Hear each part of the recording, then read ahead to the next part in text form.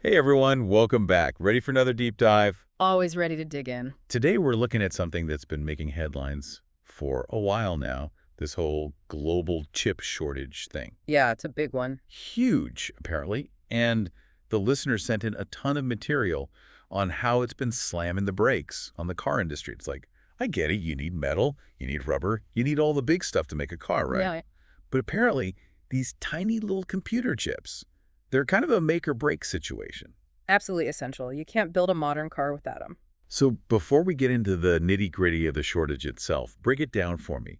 What exactly are these chips?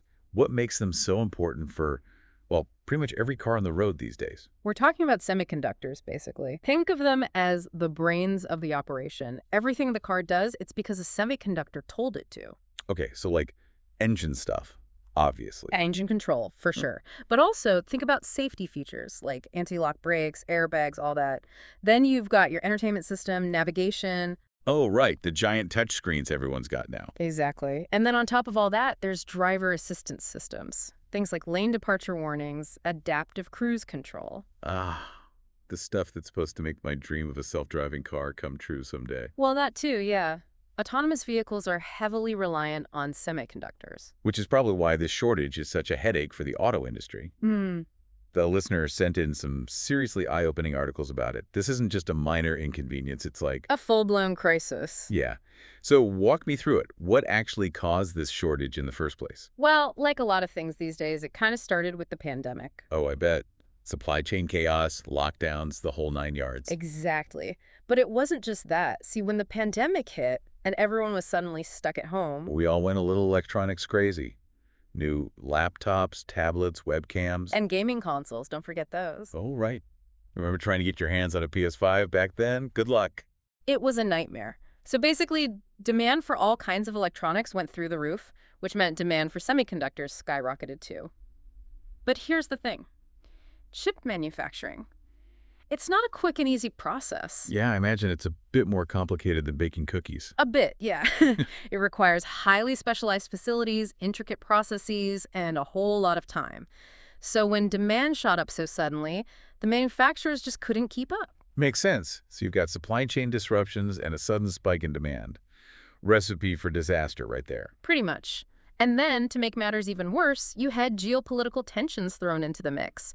Certain key materials and manufacturing hubs are concentrated in specific regions. So if things get tense politically, suddenly everyone's scrambling for resources. Exactly. It all added up to create the perfect storm for a global chip shortage. Okay, so that explains the why of this shortage.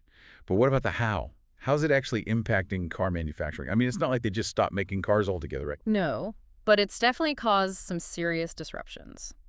Think about it. Modern cars are essentially rolling computers. They're packed with semiconductors. When those chips become scarce, the whole production process gets thrown out of whack. I'm starting to see where this is going. We're talking production delays, for starters. Some car makers have had to halt production lines entirely because they simply don't have the chips they need to finish building the cars. Wow.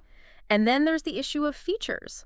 Some manufacturers have started shipping cars without certain features that rely on these hard-to-get chips. Like, you might buy a brand new car, but it won't have that fancy lane assist technology you were hoping for. Ugh, talk about frustrating. Right.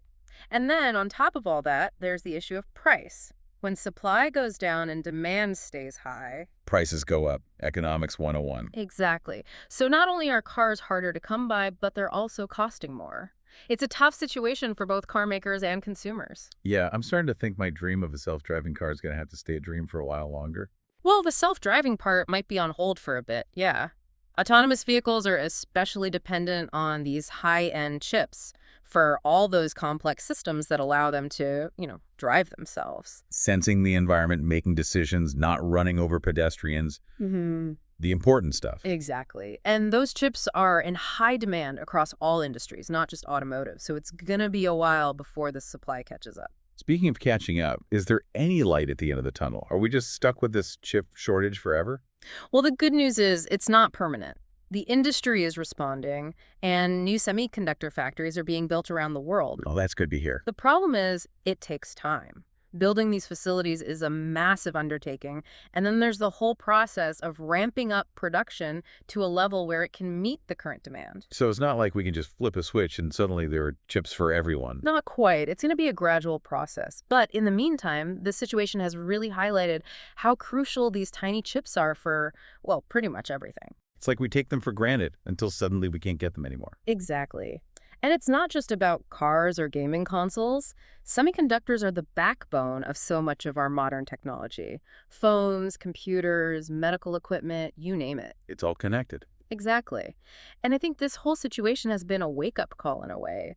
It's exposed how vulnerable our global supply chains can be and how reliant we are on a handful of key manufacturers for something so essential. So what can we do about it? I mean, apart from just waiting for the new factories to come online, is there anything else in the works? Well, there's definitely a push for diversifying production. More and more countries are looking to invest in their own domestic chip manufacturing capabilities to reduce reliance on any one particular It's region. not like a don't put all your eggs in one basket approach. Exactly. And there's also a lot of research and development going into finding alternative materials and manufacturing processes that could make chip production more efficient and resilient in the long run.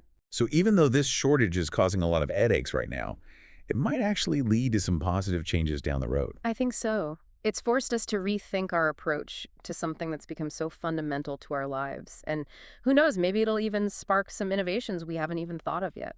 Well, on that note, I'm curious to hear what you think. Now that you know just how vital these little chips are, what other industries do you think could be impacted by a shortage like this? What solutions or innovations do you think could help prevent something like this from happening again? Send in your sources, and we'll keep digging deeper. Until then, thanks for listening. See you next time.